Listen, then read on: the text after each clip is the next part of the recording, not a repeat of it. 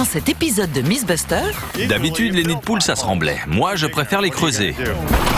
Adam et Jamie crèvent intentionnellement un pneu J'ai toujours eu envie de faire ça. pour tester des façons mythiques de réparer une crevaison. Je pensais pas qu'en crevant en pleine nature, on se retrouvait sur la paille. De la nature à l'expansion urbaine. C'est bien. Peut-on vraiment improviser pour se sortir du pétrin? Génial. Une plaque d'égout en guise de roue. C'est parti. Pendant ce temps, Carrie, Tori et Grant partent à la pêche pour tester la véracité de cette vidéo. Si on attrape un poisson assez rapide, C'est bon, Carrie, tu le tiens. peut-il vraiment enflammer le moulinet? Ça devient trop chaud. On est à 312! Qui sont les Mythbusters? Adam Savage 3, 2, 1. et Jamie Heineman. On va le faire s'écraser pour savoir. À eux deux, ils ont plus de 30 ans d'expérience dans le domaine des effets spéciaux. À leur côté, Tori Bellecci, C'est l'heure de plonger. Grant Imahara Un Magnum 44, mon pote. et Carrie Byron. Ils ne se contentent pas de recenser les mythes, ils les mettent à l'épreuve.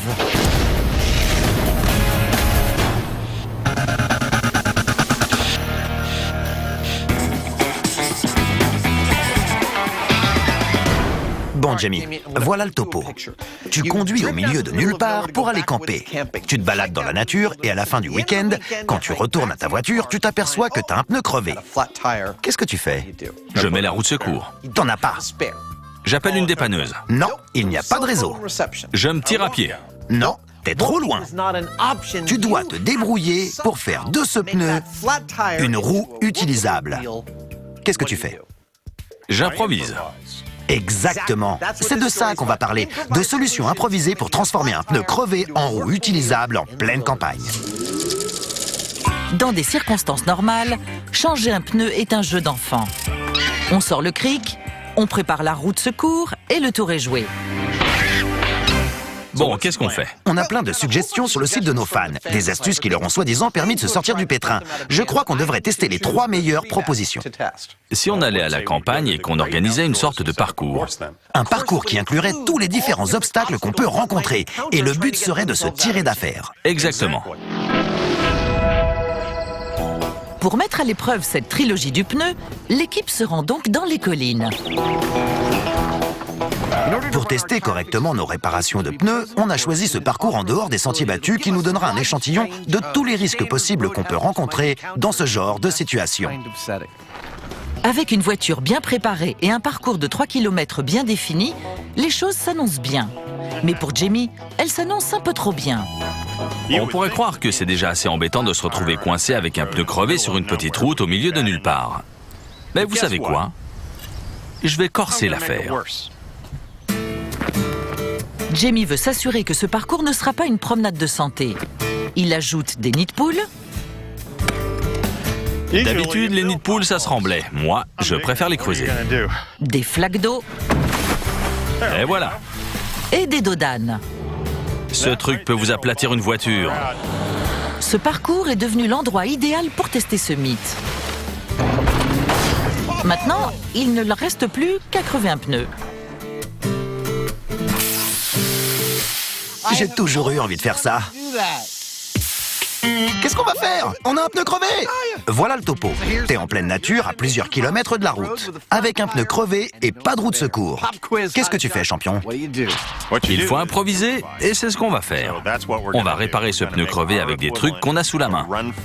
Comme par exemple de la végétation ou de la paille. Oui, vous avez bien entendu. La première proposition de fan consiste tout d'abord à retirer la roue, Il se trouve que j'ai un superbe cric de garage. puis remplir le pneu éventré avec de la paille. Et voilà le travail. On va bien voir ce que ça va donner. Avant de faire toute une série de mauvais calembours. Eh ben tu vois, je pensais pas qu'en crevant en pleine nature, on se retrouvait sur la paille. C'est parce que t'es un peu empaillé. À peine remis de ce grand moment d'humour, ils remettent la roue Hey, c'est pas mal. et bourrent le pneu d'encore plus de paille jusqu'à ce qu'il soit plein à craquer. On n'a pas chômé. Allez, on essaie. Jamie a la sagesse de démarrer en douceur. Alors? C'est un peu spongieux, mais ça a l'air de marcher. Mais après avoir survécu au dos d'âne T'as touché le fond. et au nid de poule, Ouais, c'est bon. Tout va bien. il a suffisamment confiance pour accélérer. Voilà la flaque. À la mi-parcours, on peut dire qu'il voit la paille dans l'œil de son voisin. Pour l'instant, c'est un système D tout à fait raisonnable. Montons sur la colline. Étonnamment, le pneu de paille tient la route et franchit tous les obstacles. Pas de problème. On peut rentrer chez soi. Jamie se permet même de finir en beauté. Bravo, bien joué. Oh là, il a plus le même aspect. J'avais de grands espoirs pour le foin. Et je dois dire que je n'ai pas été déçu. Ça s'est super bien passé. On a franchi le parcours d'obstacles sans problème, même si on l'a senti se détériorer. D'après moi, on peut utiliser ça pour se sortir du pétrin. Dans ce cas précis, le foin peut absolument faire l'affaire. Et voilà le travail. Pour une réparation de fortune, le foin est donc une possibilité.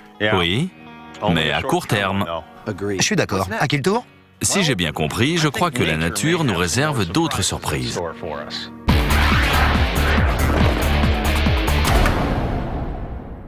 À présent, de la friture sur la ligne. Le mythe suivant est un vieux mythe de pêcheur, et pas celui du vieil homme et la mer. Il s'agit de moulinets qui s'enflamment. Des moulinets qui s'enflamment, mais encore. Bon, comme tous les pêcheurs le savent, une fois que le poisson est ferré, il ne cherche qu'à fuir. Ça veut dire qu'il part dans la direction opposée. Exactement. Et en fuyant, il tire une bonne partie de la ligne du moulinet. D'accord, je vois où tu veux en venir. Si la ligne se déroule assez rapidement, elle génère du frottement et donc de la chaleur. Et si on génère assez de chaleur, ça peut s'enflammer. D'où le nom de moulinet enflammé. Voilà le mythe. Un poisson peut-il enflammer un moulinet? Et ce mythe est parfaitement illustré dans cette vidéo sur le net. Quand le poisson ferré prend la fuite, le frottement sur la bobine provoque d'abord de la fumée avant d'enflammer le moulinet. Mais est-ce vraiment possible? Bon, je dois dire que l'aspect physique de ce mythe se tient. Un moulinet subit des frottements, ce qui génère effectivement de la chaleur. Oui, mais pour générer assez de chaleur pour l'enflammer, il faut un poisson vraiment énorme.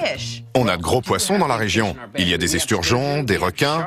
Peut-être qu'on pourrait louer un bateau et tenter notre chance. Ouais, qui sait?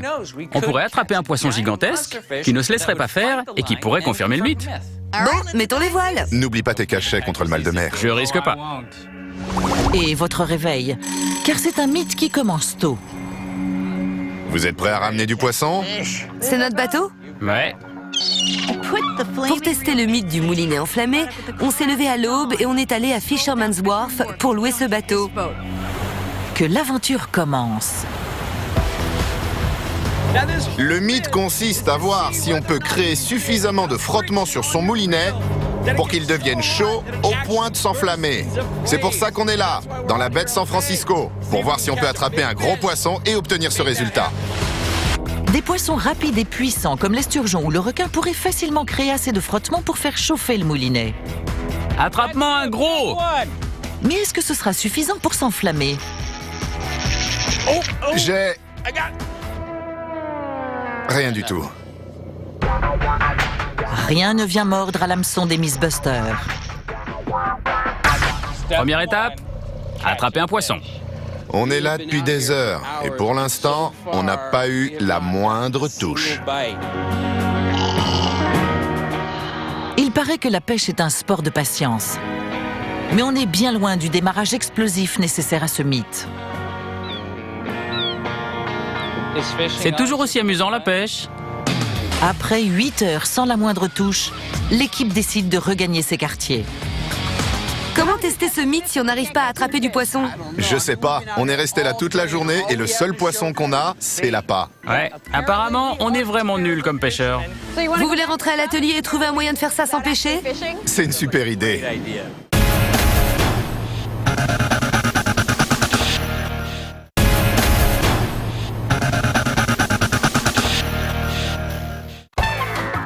Depuis son invention il y a des milliers d'années, la roue n'a jamais vraiment été améliorée. Mais aujourd'hui, Adam et Jamie la réinventent en testant des méthodes légendaires pour réparer un pneu crevé. Avec jusqu'à présent un brin de succès. Voyons l'astuce suivante. Maintenant, on va vous montrer de quel bois on se chauffe.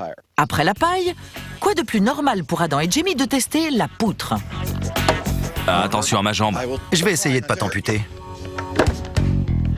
C'est un très joli petit ski, dis donc.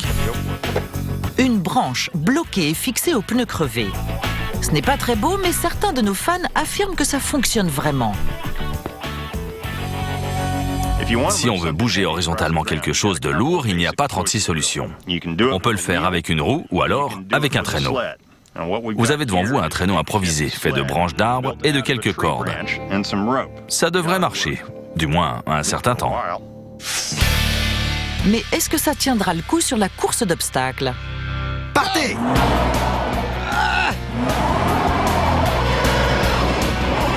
Dire que c'est un mauvais départ serait un euphémisme. Jamie finit par trouver de l'adhérence. Oui! Oui! Mais ils ne sont pas encore sortis de l'auberge. Allez, c'est parti! On est lancé! Quoi qu'il arrive, ne ralentis pas! Après avoir glissé sur les premiers 180 mètres du parcours, La direction est un peu dure, hein? Ouais. ils rencontrent le premier obstacle important, le dos d'âne, Vas-y, vas-y, vas-y! ce qui paralyse leur voiture. Allez! Le rondin s'est détaché. Non! Si. Ah, voilà le problème. Il s'est détaché. Ah zut! Ouais. Il faut l'attacher avec toutes les cordes, là, près de la roue. C'était assez intéressant, par contre, de rouler de biais sur la route. Ces traces en disent long sur ce qui s'est passé. On voit que le rondin est toujours en place et ensuite, il percute le dos d'âne, il s'enfonce dans le sol, il se fait déloger et à partir de là, on n'avance que grâce à notre élan. Je crois que c'est fini pour notre petite branche. Il est temps de passer aux choses sérieuses. Le rondin n'ayant pas supporté le choc, passons à la dernière réparation de nature forestière. Vous voyez peut-être des bûches, moi, je vois une roue. À la fois solide et ronde, ces bûches ont déjà tout ce qu'il faut. Mais laquelle ferait la meilleure roue? Cette bûche est un peu petite, mais c'est du chêne et le bois est bien sec. Donc il est moins susceptible de se casser. Celle-ci est plus grande, mais on peut voir qu'elle a des fentes de part en part et le bois est plus vert. Je vais prendre le chêne. Je pense qu'il soutiendra mieux la voiture. Maintenant que Jamie a choisi son bois, sa prochaine tâche consiste à le rendre le plus circulaire possible. Ça m'a l'air bien rond. Nos amis vont maintenant pouvoir tester leur dernière technique improvisée. C'est sans aucun doute la roue de secours la plus laide que j'ai jamais vue. Si on voyait quelqu'un faire ça sur le bord de la route. On lui dirait « Je peux vous aider ?» Non, moi je décamperais. Et vite. La bûche est bien fixée et on peut dire que parmi les trois, c'est de loin la roue qui a nécessité le plus de travail. À présent, l'heure est venue de la tester. Allez, roule ma petite roue! C'est bien parti! Il faut rappeler qu'ils n'ont retouché que la roue. La suspension, les freins et la direction n'ont subi aucune modification. Bon, c'est parti! Le dos d'âne! La bûche va-t-elle les aider ou les gêner? Ouais, ça a marché! C'était impeccable. Ça a parfaitement marché! Pour l'instant, tout va bien. Mais c'est au tour des nids de poules. Je le sens mal, le nid de poule. Attention la roue arrière, et ça passe! Aucun problème. Aucun problème! Après avoir passé les 2 nids de poules et les flaques de boue, Ouais, bien joué les gravillons! en peu de temps, les Mythbusters bouclent le parcours. Hey, c'est magnifique! Avec notre premier prototype qui a passé tous les tests, la marque de pneus Mythbuster est prête à se lancer sur le marché. Ce petit bijou a parfaitement fonctionné sur notre parcours. Ça a même été la meilleure des solutions improvisées testées jusqu'à maintenant. Alors, la roue en bois? Totalement confirmé. Ouais, allons-y. Ouais. Adam et Jamie rentrent au bercail. Mais on n'en a pas encore terminé avec le mythe du pneu crevé.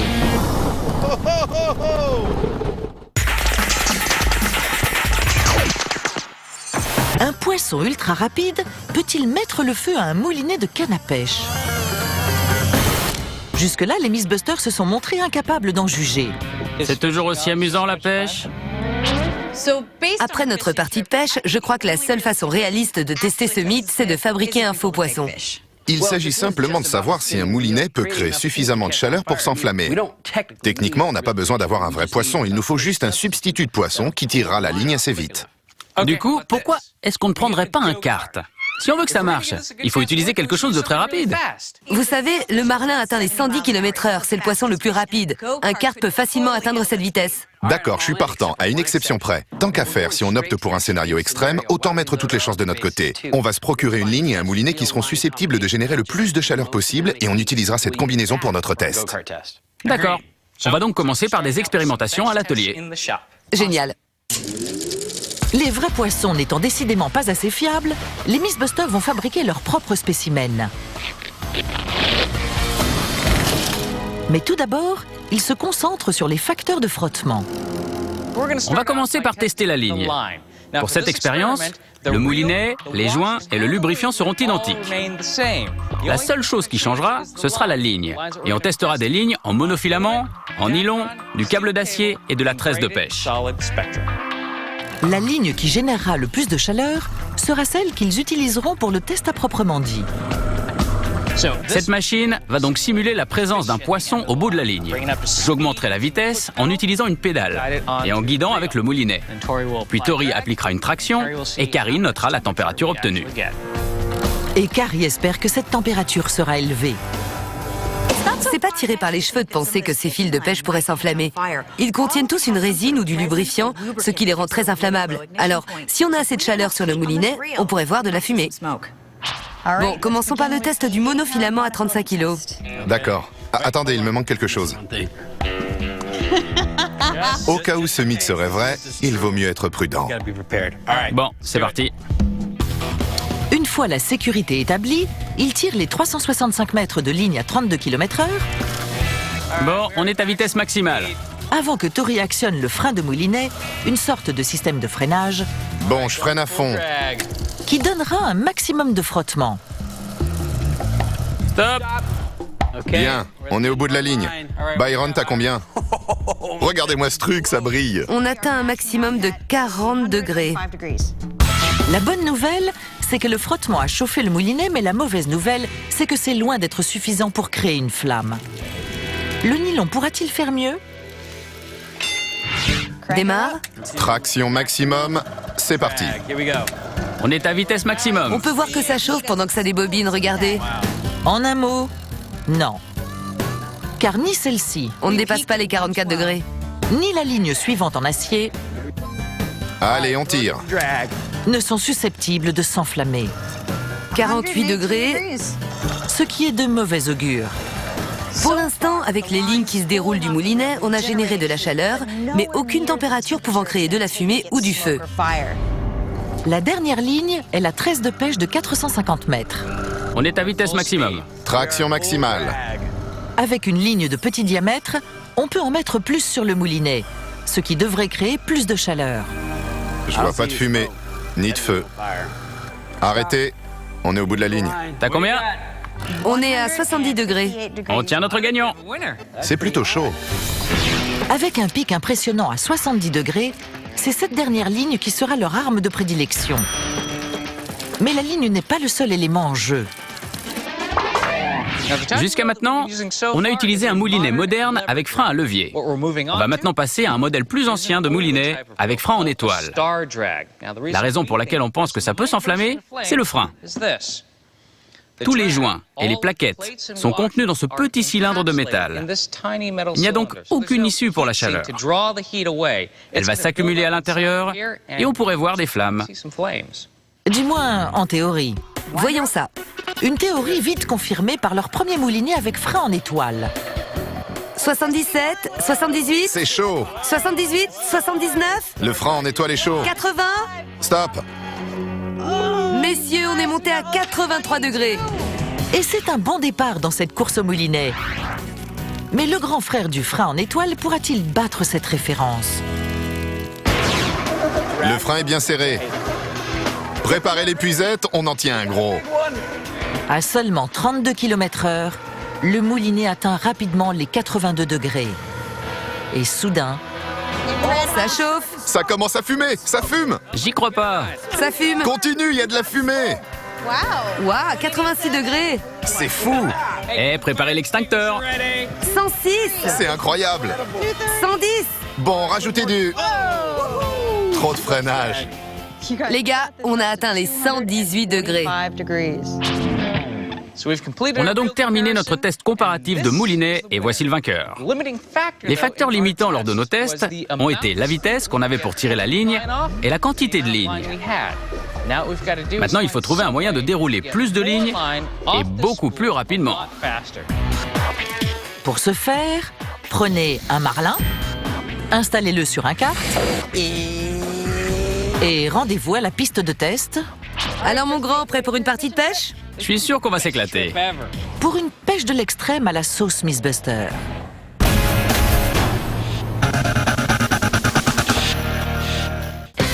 Pour réparer une crevaison, Adam et Jamie ont trouvé le bon filon. Quoi qu'il arrive, ne ralentis pas. Et ça les a fait réfléchir. Je crois qu'on n'a pas fini de réparer des pneus. À quoi tu penses? J'aimerais refaire ce test, mais dans un environnement urbain. Je t'écoute. Imagine que t'es en ville et que t'as un pneu crevé. Ce n'est pas possible d'appeler un dépanneur. Mais autour de toi, il y a tous ces trucs qu'on peut trouver en ville. Du métal, du verre et du bois. Tu dois utiliser ça pour improviser une roue fonctionnelle. Sympa. Allons voir ça. D'accord. C'est sur une piste humide que ça va se passer. Regarde-moi ça. Notre roue arrière en bois a tenu jusqu'en ville. Maintenant, il est temps de tester des solutions urbaines. Absolument. Adam et Jamie vont chacun se concentrer sur leur propre réparation.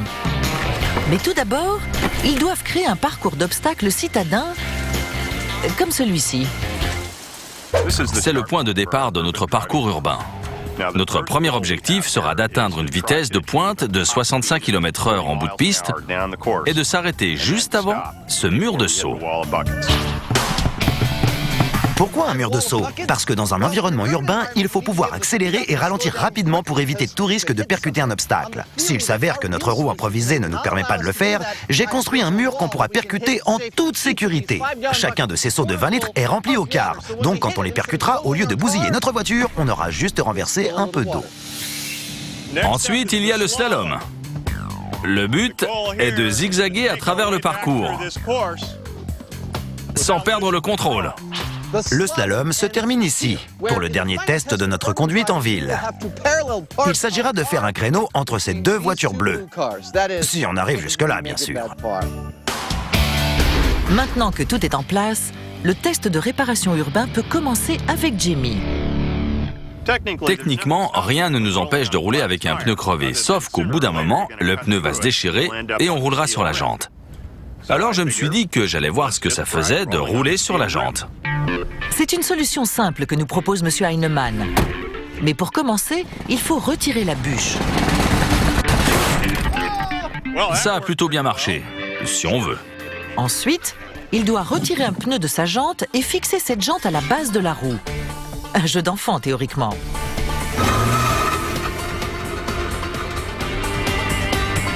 Quand il s'agit de conduire sur une jante, il faut prendre en compte plusieurs choses et notamment l'équilibre. La jante en acier est beaucoup plus petite qu'une roue normale, ce qui rend la voiture un peu bancale. Il faut aussi savoir que l'acier n'adhère pas aussi bien à la route qu'un pneu en caoutchouc. On aura donc des problèmes d'adhérence. Ce parcours permettra donc d'évaluer à quel point ces éléments peuvent s'avérer problématiques lors de la conduite. Test de la jante en acier sans pneus. 3, 2, 1. Comme Jamie l'avait prédit, les problèmes d'adhérence sont synonymes de mauvais départ. Oh, quelle accélération! Ce qui veut dire qu'atteindre la vitesse requise, Allez, tu dois atteindre les 65 km/h. avant de freiner devant le mur, Vas-y, tu y es presque. constitue un vrai défi. Stop, stop. Ouais, pas mal. Allez, tourne à droite. Sans avoir touché le mur, Au slalom. Jamie racle la route jusqu'au slalom. Plus vite, tu peux aller plus vite que ça. Voilà. Mais là, tandis qu'il essaie de rester sur la piste, il fait un tête-à-queue. Oh ouais. Ouais.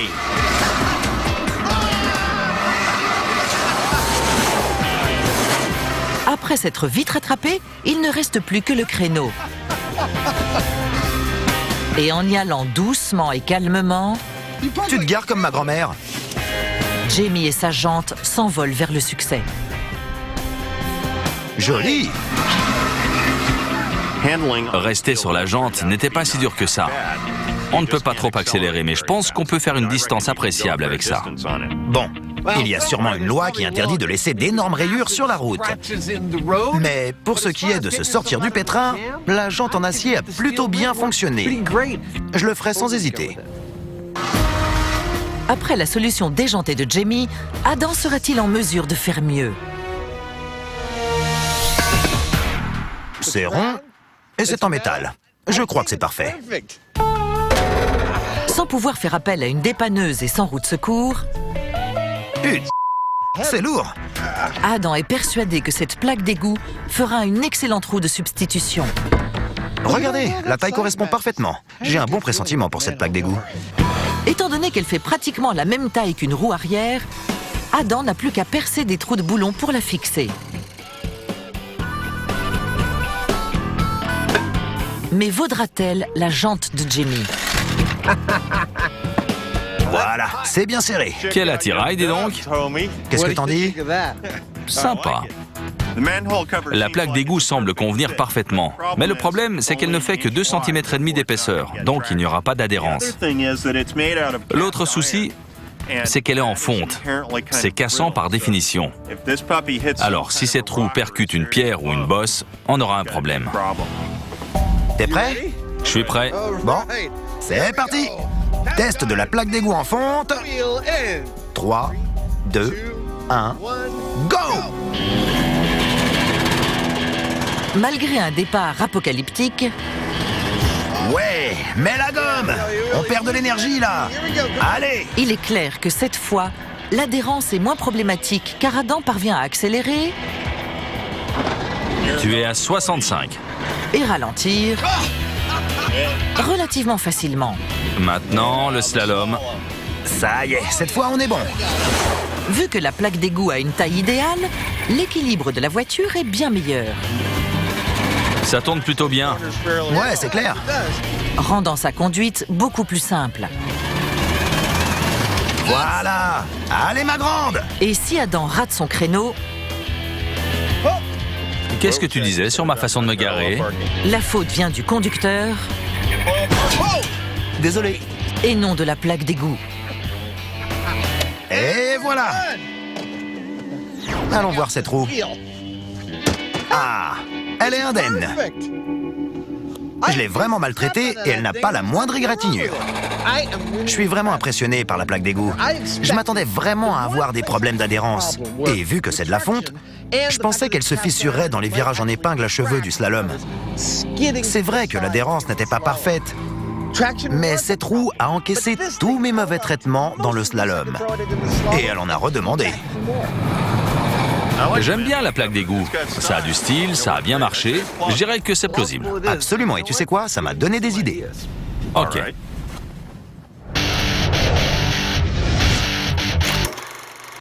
Tel un guépard des mers, le Marlin a été chronométré à une vitesse impressionnante de 110 km/h. C'est ce genre de vitesse qui pourrait provoquer ce phénomène. Sur la piste de test, les Mythbusters sont prêts à le vérifier. On y est. Je jette l'ancre.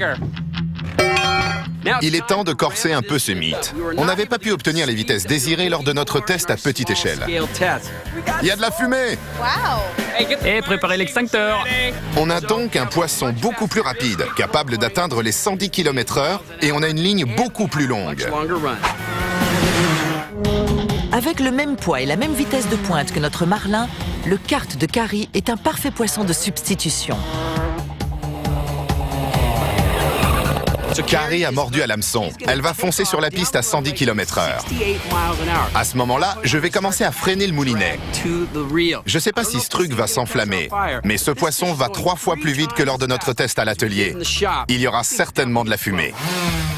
Mais l'augmentation de la vitesse n'est pas le seul changement. Bon, Carrie, t'es accrochée? Prête? La longueur de ligne a aussi été doublée. Vas-y, Carrie! S'agira-t-il de la combinaison parfaite?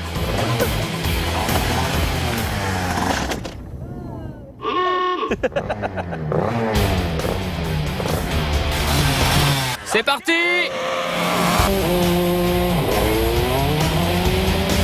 Il est rapide, ce poisson! On en tient un gros! 24 degrés, Regarde comme il va vite! 25, 30 degrés, 32 degrés, Ça fume déjà! 38 degrés. Oh là là! Tu parles d'un gros poisson! Regarde, il y a de l'huile qui coule de ce truc!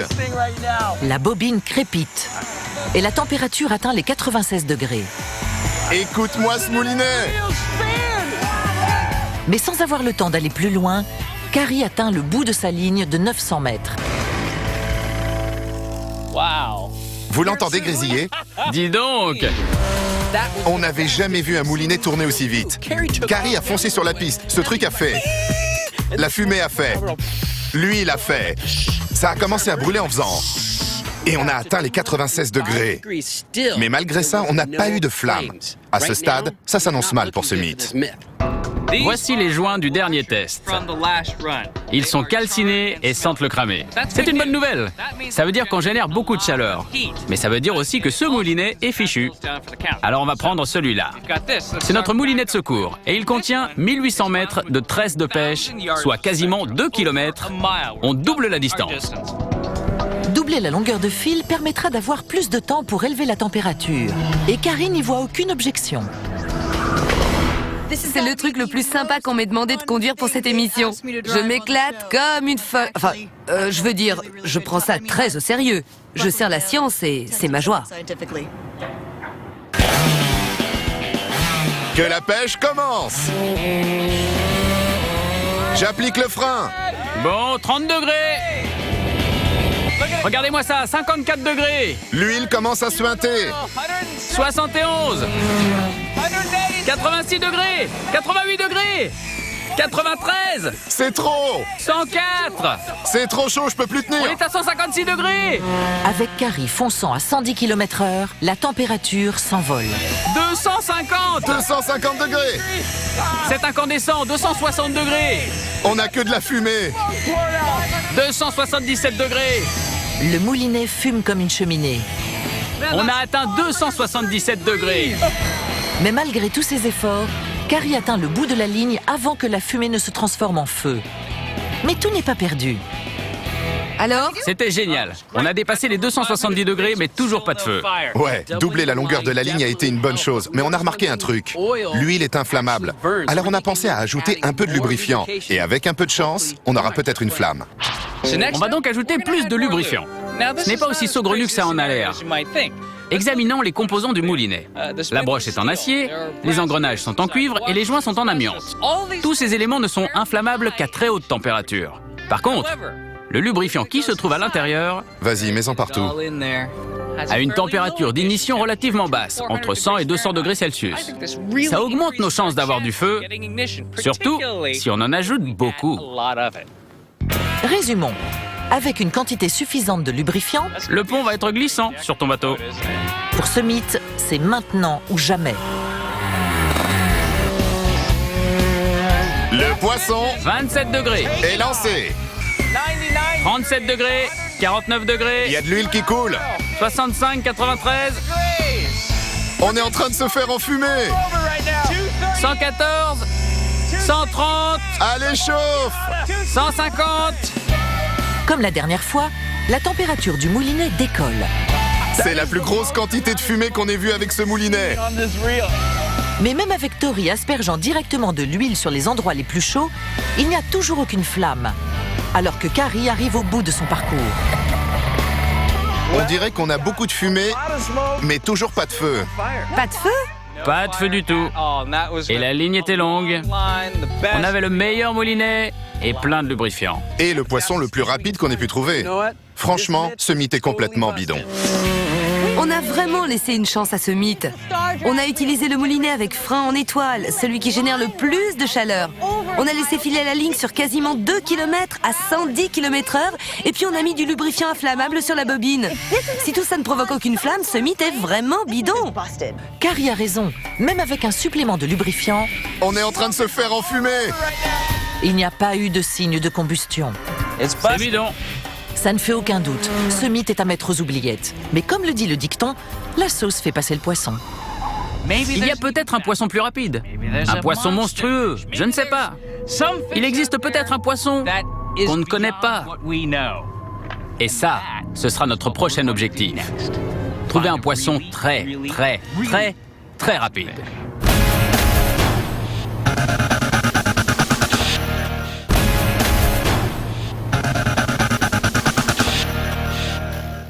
De retour sur la piste. Durant tout cet épisode, on a essayé de trouver des moyens innovants de remplacer un pneu crevé en l'absence de roue de secours. Comme par exemple, cette prothèse en bois qui a plutôt bien marché. Ah, c'est bien! On a essayé une plaque d'égout comme roue de secours et de rouler directement sur la jante. Ces deux solutions ont plutôt bien marché. Mais on ne va pas en rester là. Non, en fait, Jamie est curieux de savoir ce que ça fait de conduire une voiture avec 4 jantes à nu. Quant à moi, je suis curieux de savoir si on peut conduire une voiture avec 4 plaques d'égout à la place des roues. Alors tenez-vous prêts pour la course finale. On vous a réservé un affrontement classique. Voici les plaques d'égout contre les jantes. Le but est d'établir laquelle des solutions urbaines est la meilleure. Bon, on remplace tout ça? Ouais, Tu aimes ma peinture? tu sais bien que j'aime les motifs de flamme. L'idée est simple. Je vais mettre 4 jantes en acier sur ma voiture. Adam va mettre 4 plaques d'égout sur la sienne et on va faire la course. On verra qui s'en sort le mieux. Prêt pour le test des jantes contre les plaques d'égout. Que le meilleur gagne. 3, 2, 1...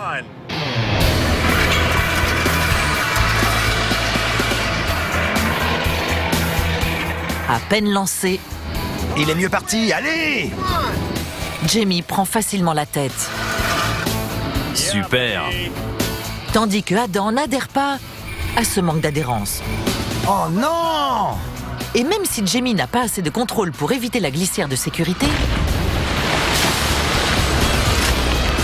il s'en sort infiniment mieux que Adam.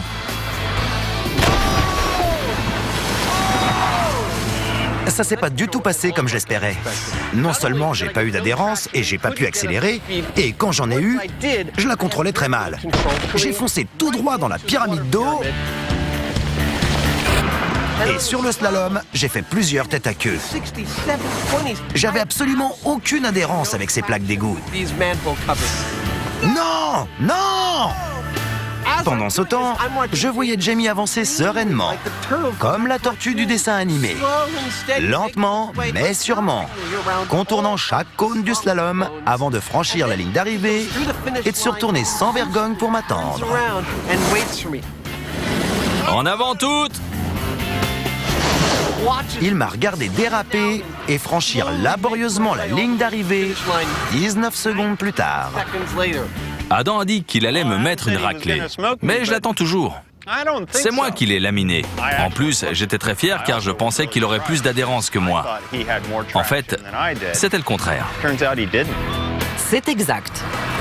Les plaques d'égout, entravées par leur faible épaisseur, se sont avérées quasiment inutilisables.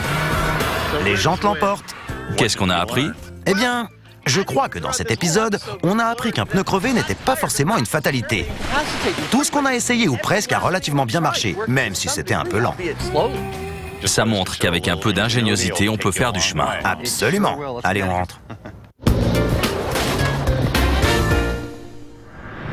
Bon, ce mythe est bidon. On a fait du 110 km/h, la vitesse de pointe du poisson le plus rapide, sur près de 2 km et on a eu que de la fumée. On a pourtant mis toutes les chances de notre côté. Mais je m'interroge encore. Est-ce qu'on peut enflammer un moulinet en le faisant tourner assez vite? Je crois qu'il est temps de faire en sorte que oui. Vous savez ce que ça signifie? Il nous faut un poisson plus rapide que le plus rapide des poissons. Il nous faut un super poisson. Mes amis, je vous présente cette moto et son sidecar de course professionnelle, connu sous le nom de Sharkus Maximus. Avec une vitesse de pointe de 320 km/h, ce sidecar de compétition, conduit par le pilote professionnel Mike Jones et son assistant, c'est le top du top. Mais augmenter la vitesse du poisson n'est pas la seule modification apportée. Jusqu'à présent, et malgré nos tentatives répétées, on n'est pas parvenu à enflammer un moulinet. Alors on a décidé d'utiliser un lubrifiant plus inflammable, un liquide d'aide au démarrage. Il s'est avéré être le plus efficace à l'atelier. En gros, c'est de l'éther. C'est très inflammable, avec une température d'ignition très basse. Le seul problème, c'est que ça donne des vertiges et que ça s'évapore rapidement. Mais on va voir ce que ça fait sur notre moulinet. Bon, c'est parti, on lâche le requin. 3, 2, 1, go! Bon, j'enclenche le frein. On est à 40, 120, 150. Asperge le frein. On est à 240, 260, 315. 370, c'est incroyable. On est à 370 degrés. Oh la vache! Combien? On est à 370 degrés, c'est brûlant. Et on a cassé la ligne. On a cassé la ligne! Malgré les 225 km/h atteints par notre audacieux duo, les 370 degrés atteints par le moulinet et les 25 centilitres d'éther ajoutés par Tori, toujours pas la moindre flamme. Il ne reste plus qu'une chose à tenter, encore plus de vitesse. Et pour ça, Carrie ne prend aucun risque. Carrie, tu crois pas que t'en fais un peu trop? C'est parti! Mike, son copilote ainsi que la température du moulinet partent au quart de tour. Bon, cette fois, c'est du sérieux. 35, 38, Nom d'un chien, regarde le frein. 93, Le frein est à fond. 150, 190, 200. Cette fois, le requin est à 290 km/h. 315. Mais quand la température dépasse les 370 degrés, C'est n'importe quoi. le fil fond, mais ne s'enflamme pas. Ce mythe ne peut pas être vrai, mais on veut voir ce truc prendre feu. Sans le moindre doute, ils ont eu le moulinet le plus chaud possible. Mais cette chaleur n'était toujours pas suffisante pour enflammer leur combustible sur la ligne. Alors, en dernier recours, Tori ajoute un dernier ingrédient, une flamme à 650 degrés. Et là, Enfin! Depuis le temps que je voulais voir un moulinet s'enflammer. Voilà ce que les Mythbusters appellent de la pêche. enfin, le feu sacré apparaît. Mais grâce à une flamme nue brûlant à 260 degrés de plus que ce qu'aurait pu créer leur poisson. C'est seulement après avoir introduit une flamme nue qu'on a pu voir un moulinet s'enflammer. Ce mythe est bidon à tous les niveaux. En d'autres termes, on peut dire qu'il est bidon sur toute la ligne. Je dois dire que celui-là, on l'a testé à fond. Ouais, c'était une bonne partie de pêche. On met les voiles? Ouais, allons-y. Espèce de marin d'eau douce. Flibustier de carnaval. Je crois qu'on n'a plus d'essence.